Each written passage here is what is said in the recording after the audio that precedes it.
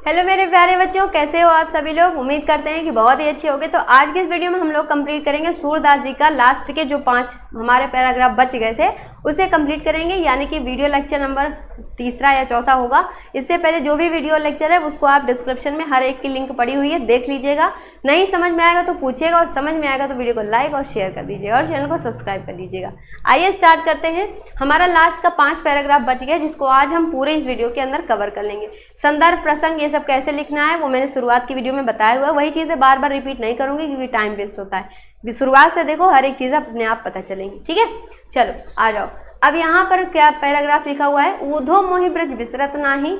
यहाँ पर जो कन्हैया जी हैं वो ऊधो से कह रहे हैं कि हे ऊधो, मुझे ब्रज जो है वो भुलाए नहीं भूलता। विसरत मीन्स भूलना, मोहि मीन्स मुझे।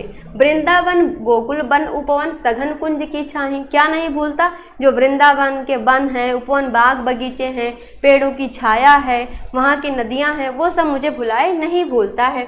प्रातः समय माता जसुमति अरुनंद देखी सुख पावत। प्रातः समय में सुबह, जैसे ही सुबह होती थी मैया यशोदा और नंद बाबा को देख करके मुझे बड़ा ही आनंद यानी कि सुख प्राप्त होता था।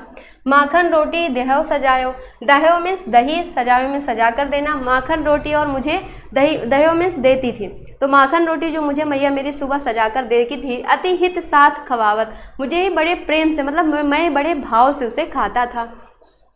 गोपी ग्वाल बाल संग खेलत सब दिन हंसत सिरात, गोपियों ग्वाल बालों के संग खेलते हुए मेरा सारा दिन व्यतीत हो जाता था। सूरदास धन धन ब्रजवासी जिनसो हंसत ब्रजनाथ। ब्रजनाथ मीन्स ब्रज के स्वामी यानी कृष्ण जी।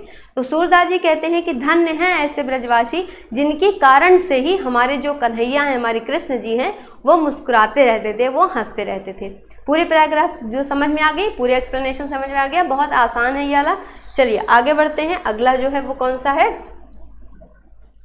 ठीक है, देखिए अब यहाँ पे जो ऊधो हैं वो आए हैं गोपियों को समझाने कि प्रेम वेम के चक्कर में क्यों पड़े हो, भगवान की, परमात्मा की, निर्गुण ब्रह्म की पूजा करो। तब देखिए वहाँ पे क्या संवाद चलता है, ऊधो मन न भये जग 10-20। यहाँ पर जब वो समझाते हैं ये सब कि ब्रह्मा की पूजा करो, तो गोपियाँ उनसे क्या कहती हैं कि ऊधो मन न भये जग 10-20। ऊधो जी, हमारा मन 10 और 20 मन नहीं है, एक ही मन था। फिर आगे कहती है, एक होतो सो गयो श्याम संग को अवराधे ईस। एक ही मन था, वो भी हमारे श्याम के साथ चला गया। और तो हम किस जो है मन से आपके निर्गुण ब्रह्मा की उपासना करें, आपके भगवान की किस मन से हम आराधना करें। शिथिल भई सबही माधो बिन जौ देही बिन शीस। हमारी जो पूरी इंद्रियां हैं वो बिल्कुल शिथिल यानी शून्य पड़ गई हैं। जिस प्रकार से जौ देही बिन शीस, जिस प्रकार से बिना शरीर के जो शीश है वो क्या है, बिना शीश के जो शरीर है वो शिथिल हो जाता है, शून्य हो जाता है। वैसे ही जब हमारे कन्हैया नहीं है तो उनके बिना ही हमारा पूरा शरीर, पूरी इंद्रियां बिल्कुल शिथिल हो चुकी हैं। आशा लागी रहत तन श्वासा जीवन कोटि बरिस। कहते हैं कि आशा लागी रहत तन श्वासा, क्या है कि हमारी जो सांस है वो कैसे चलती है, कन्हैया जी आएंगे इस उम्मीद में हमारी सांसें चल रही हैं और इसी उम्मीद में वो कई वर्षों तक चलती रहेंगी। तुम हो तो सखा श्याम सुंदर के सकल जोग के इस। तुम तो सखा हो यानी मित्र हो श्याम सुंदर के, कन्हैया के तुम तो मित्र हो सकल जोग के इस। तुम्हें सारी बातें, बड़ी ज्ञान की बातें तुम्हें पता हैं। सूरदास रसिकन की बतियां पूर्वय मन जगदीश। कहती हैं कि सूरदास जी कहते हैं कि ये जो तुम्हारी रसीली बातें हैं ना वो हमारे मन में समझ नहीं आ रही हैं, ये हमसे ना कहो। ठीक है, आया पूरा पैराग्राफ। चलिए आगे बढ़ते हैं। अगला पैराग्राफ, ऊधो जाए तुम्हें हम जाने। कहती हैं कि हे ऊधो जाओ, तुम्हें तो हम अब जान चुके हैं। क्या, श्याम तुम ही हाँ कौन नहीं पठयो, तुम हो बीच भुलाने। श्याम ने तुम्हें नहीं भेजा, तुम ही खुद ही रास्ता भटक कर यहाँ चले आए हो। फिर कहती हैं, ब्रज नारिन सो देह कहत हो, ब्रज नारिन सो जोग कहत हो, बात कहत न ल जाने। ब्रज की नारियों से तुम जोग की बात करते हो, ज्ञान की बातें करते हो, निर्गुण ब्रह्मा की उपासना की बातें करते हो, ऐसी बातें करते हो, तुम्हें शर्म नहीं आई, लज्जा नहीं आई। बड़े लोग न विवेक तुम्हारे ऐसे भय आने। तुम तो इतने बड़े ज्ञानी हो, तुम्हारे पास तो इतना विवेक है, तुम फिर भी ऐसे भुलक्कड़ हो गए। फिर कहती हैं, हमसो कहीं लई हम सके जी गुण लेहु सयाने। अगर तुमने तो जो बात कह दी वो तो हमने सुन लिया, लेकिन अगर किसी और से ब्रज में कह दोगे तो वो सहन नहीं करेगा। कहें अबला कहें दशा दिगंबर मस्ती करो पहचाने। कहती है कहें अबला, अबला मीन्स होता है स्त्री, मतलब जो अबला, स्त्री को अबला कहा जाता है। तो कहती है हम अबला स्त्रियां हैं, है ना। कहाँ दशा दिगंबर, कहाँ आपकी निर्गुण परमात्मा, हमसे उनसे क्या मेल है हमारा, हमसे उनसे क्या मेल चील।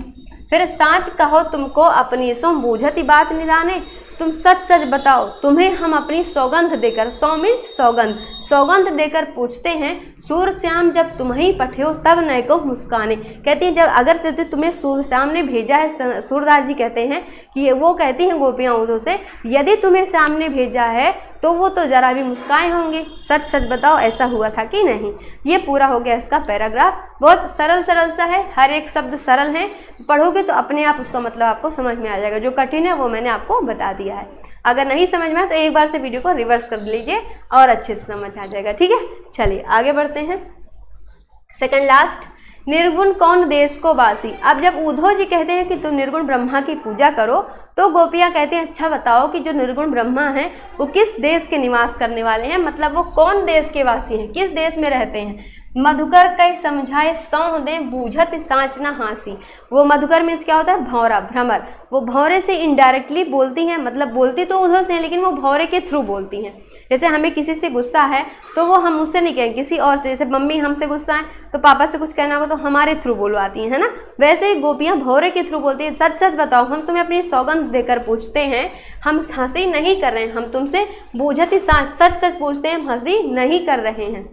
को है जनक, उनकी माता, उनके पिता कौन है, उस निर्गुण ब्रह्मा के पिता कौन है, जननी कौन है नारी, उनकी स्त्री कौन है, मतलब उनकी पत्नी कौन है, और उसकी दासी कौन है, बताओ कौन है। केशो वरण है, उसका मतलब वर्ण कैसा, रंग कैसा है उसका, उनका वेशभूषा कैसी है, उनको क्या चीज़ें पसंद हैं। अगर कहते हो कि तुम निर्गुण ब्रह्मा की पूजा करो तो बताओ ये सब हम उनके बारे में। बावे गोपन क्यों आपनो जो रे करोगे काशी। अगर तुम गलत बात बोलोगे तो तुम जो पाप करोगे उसका पुण्य जो फल है वो तुम्हें अवश्य मिलेगा।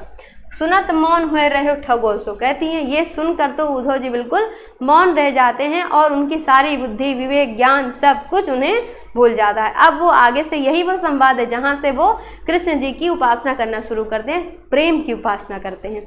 आई पूरी पैराग्राफ समझ में। चलिए आगे बढ़ते हैं। लास्ट पैराग्राफ क्या है, संदेशों देवकी सो कहियो। अब यहाँ पे जो देवकी यशोदा मैया हैं वो एक संदेशा लिखती हैं, मतलब संदेशा भेजती हैं किसे, मैया देव उनको, किसको, देवकी को। वो यशोदा जी देवकी से संदेशा भिजवा रही, कहती हैं संदेशों देवकी सो कहियो, ये संदेशा हमारा किससे, देवकी से कहना। हो तो धाय तिहारे सुत की। हाँ तो धाय, धाय मीन्स होता है दाई माँ, मतलब दाई माँ वो होती है जो जन्म किसी और ने बच्चे को दिया लेकिन पालन पोषण दाई माँ करती है, तो उन्हें दाई माँ कहते हैं। कहती हैं कि हो तो धाय तुम्हारे सुत की, सुत मीन्स पुत्र, वैसे तो मैं तुम्हारे बेटे की क्या हूँ, दाई माँ हूँ। मया करत नित रहियो, इस पर मेरे ऊपर दया निरंतर बनाए रखना। यद्यपि देव जानत तुम उनकी तो मोहि कही आवे। यद्यपि मैं जानती हूँ, तुम भी जानती हो कि वही तुम्हारा पुत्र है, तो मोहि कही आवे, फिर भी वो मुझे मैया कहता है। प्रातः उठत तुम्हारे कान्हन माखन रोटी भावे। तुम्हारे कान्हा को सुबह जब वो उठता है उसे माखन रोटी बड़ा ही पसंद है। तेल उबटनो अरु तातो जल देखत ही भज जाते। भज मीन्स जाना, भज जाते मतलब भाग जाना। जैसे सुबह होती थी नहाने के लिए जो उबटन होता है दही का उसका हल्दी का लेप, उसे जब वो देखते थे, और तातो जल मतलब गर्म जल देखते थे, वो तुरंत ही भाग जाते थे। जोई मागत सोई से देती, क्रम क्रम करके नहाते। जब वो नहाने लगते थे तो मैं क्रम क्रम करके उन्हें एक एक चीज़ें देती चली जाती थी। सूर पतिक सुनमोहि रैन दिन बढ़े रहत उर सोच। दिन रात मैं उनके बारे में सोचती रहती हूँ। बिना उनकी यहाँ की पूरी गलियाँ बिल्कुल सुनसान सी हैं, हमारा यहाँ पर मन नहीं लगता। ये सभी प्रेम से वो कह रही हैं। मेरो अलग लड़ाई तो मोहन हुए हैं करत संकोच। कहती हैं मैं उन्हें बड़ा ही लाड प्यार करती थी अपने मोहन को, वो मुझसे बिल्कुल संकोच नहीं करता था। लेकिन अब मैं सोचती हूँ कि जब वो दोबारा आएगा, मुझसे मिलेगा, तो क्या वो फिर से मुझसे संकोच करेगा कि सिर्फ वैसे ही जैसे पहले था वैसे ही रह जाएगा वो। तो ये सभी उनके मन में आता है। वो संदेशा ऐसे को वो भिजवाना चाहती हैं किसको, देवकी जी को। तो पूरा चैप्टर हम लोगों ने कंप्लीट कर लिया है। अच्छा लगा हो तो शेयर करिएगा और चैनल को सब्सक्राइब कर लीजिएगा।